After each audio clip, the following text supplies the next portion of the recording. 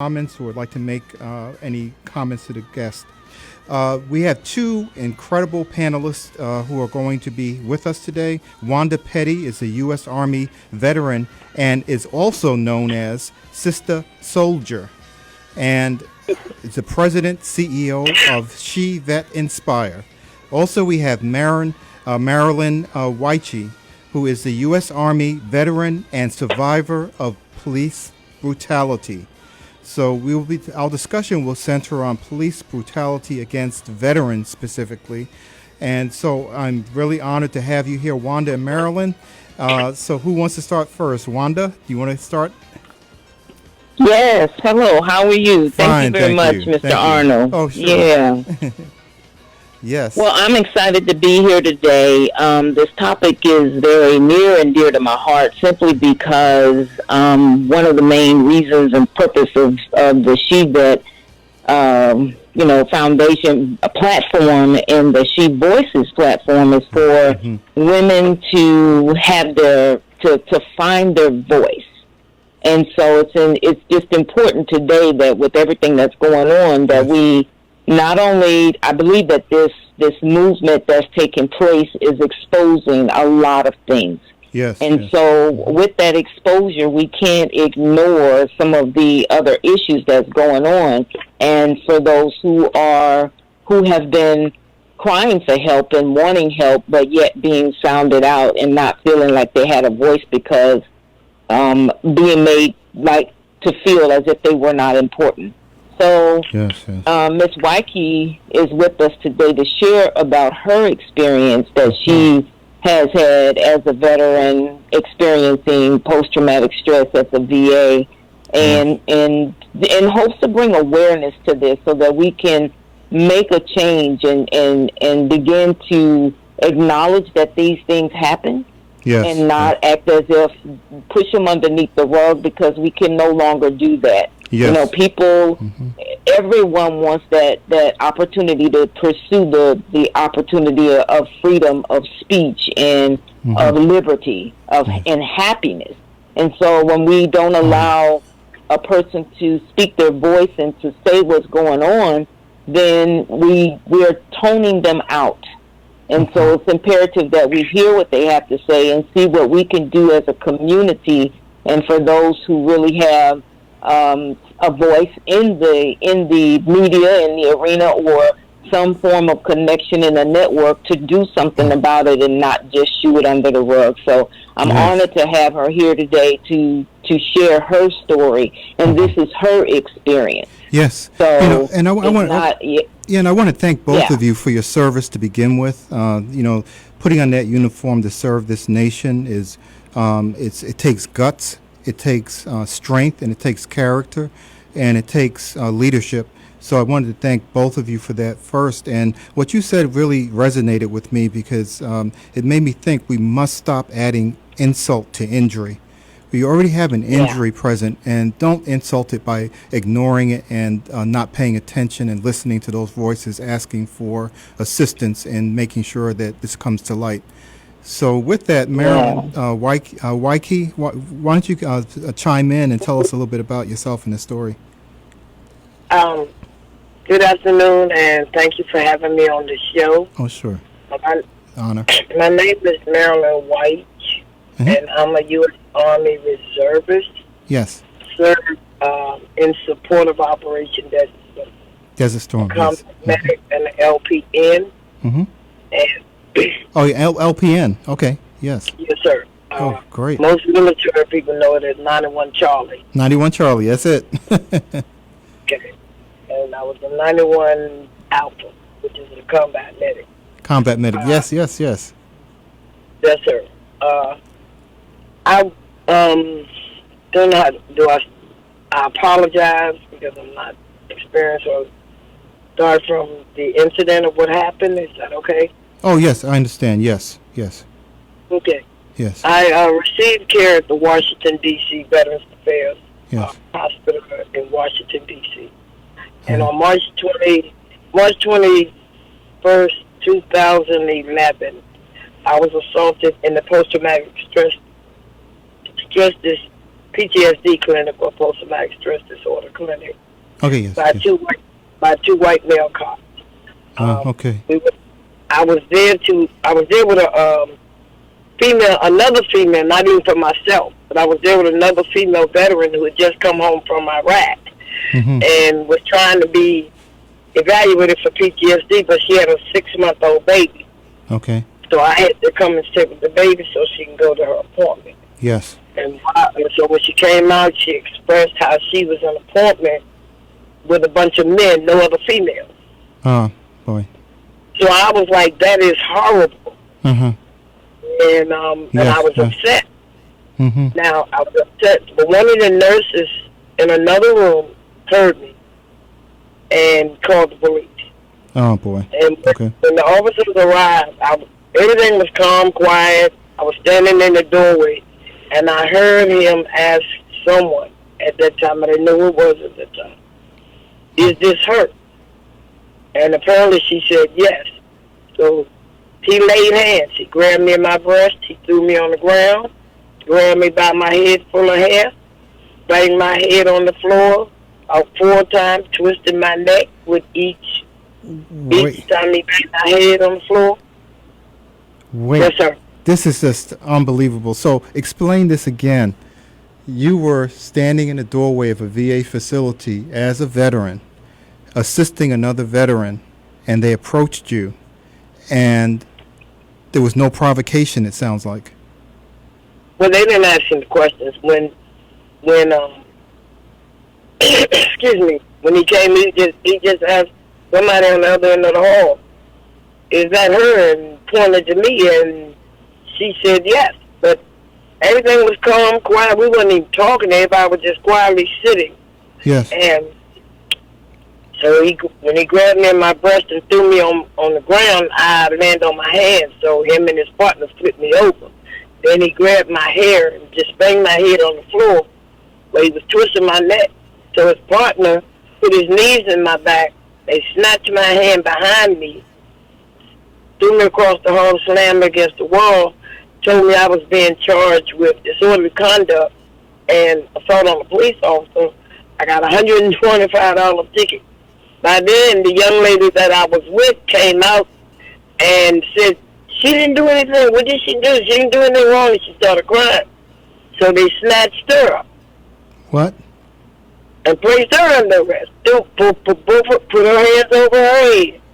I don't even know if I was in handcuffs at that time. We were never read our rights.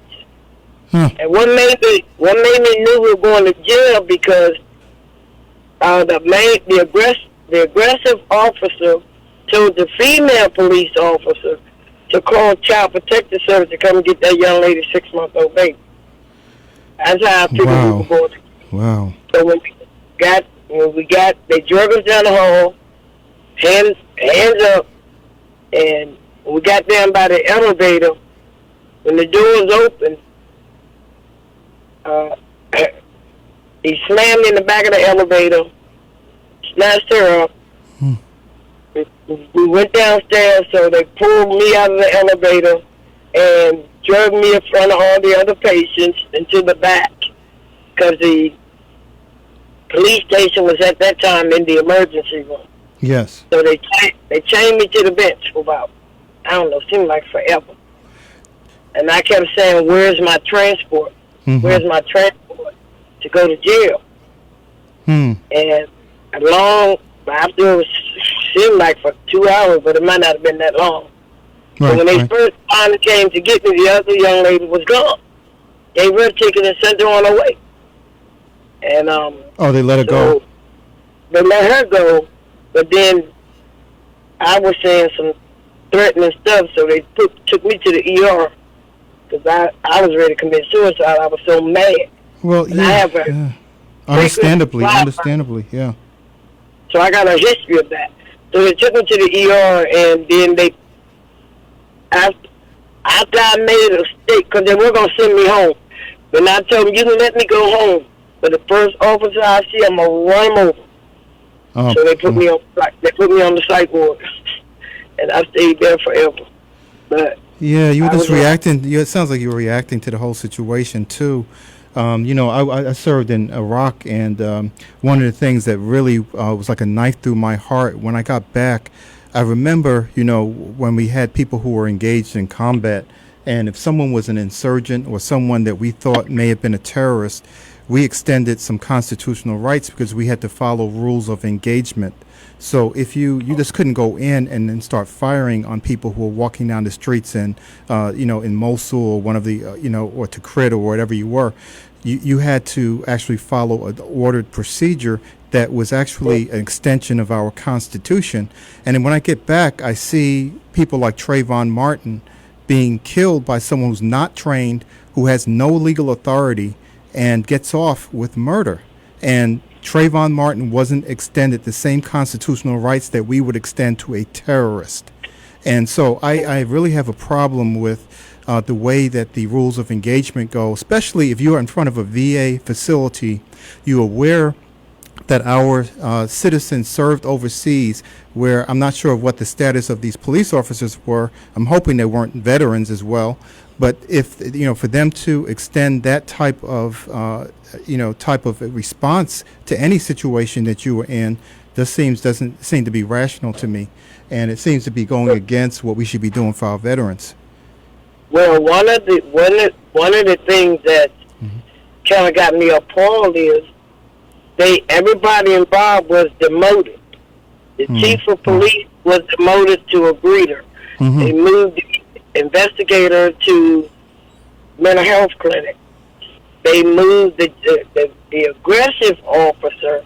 They moved him to Seattle, Washington, where he's the deputy chief of the Department of Veterans Affairs as of last June. Okay. Yes. So that's so that's what. And then by me living in the District of Columbia, yes, I thought I could go to my city leaders, like the mayor, the city council, people that I helped put in office, and and the city council for Veterans Affairs. What they all told me was that that because it's federal jurisdiction, there's nothing they can do about it. So I asked, are you telling me you have all these veterans living in the District of Columbia and they get assaulted? You tell me you don't have their backs? Right. I understand that totally, what you're saying. And shadow senators, they're the same thing. Yeah. And, our call-in number, again, for people is 773-591-1690. We do have a limited amount of time coming up, but what I want to do is, Wanda, what is your impression of what she's been saying? How do you feel about this story, as being the president and CEO of SheVet Inspire? What are your thoughts on this? And are there any call-in numbers that people who are going through these similar kinds of situations, are women veterans who serve this country proudly, that they can call?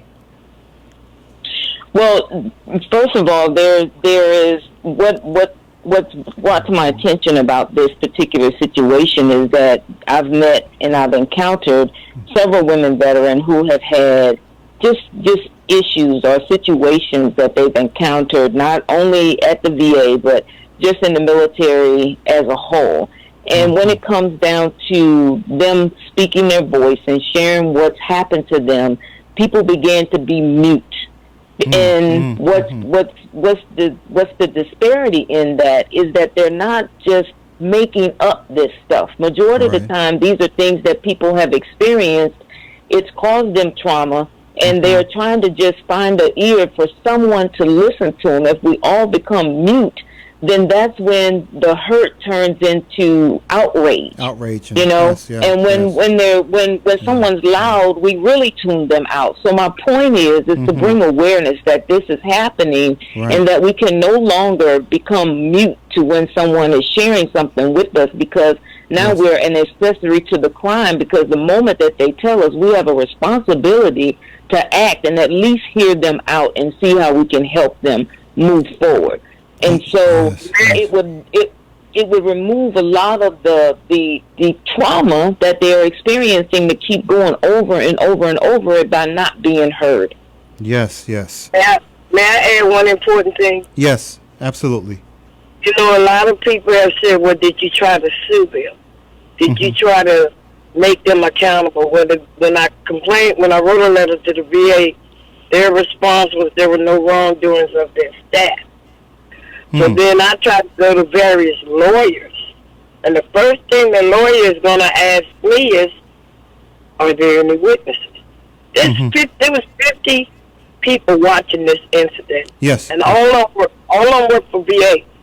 So my response to the lawyer was, yeah, I asked the police to stop and let me get these folks information.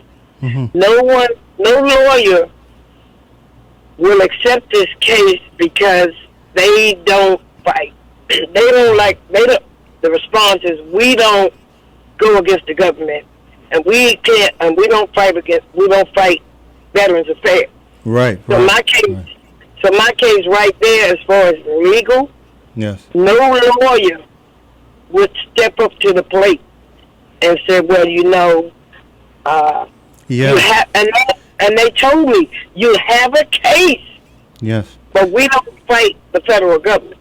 Yeah, see, and these are the things that we have to get over and start looking at. Right is right, and we're running out of time now. But but thank you. I just want to thank both of you for coming on. And this needs to be another topic. You need to do another show, but we need to talk about this mental health aspect of this, because if you aren't being heard, the only recourse you have is is to really coercion, become a little bit combative.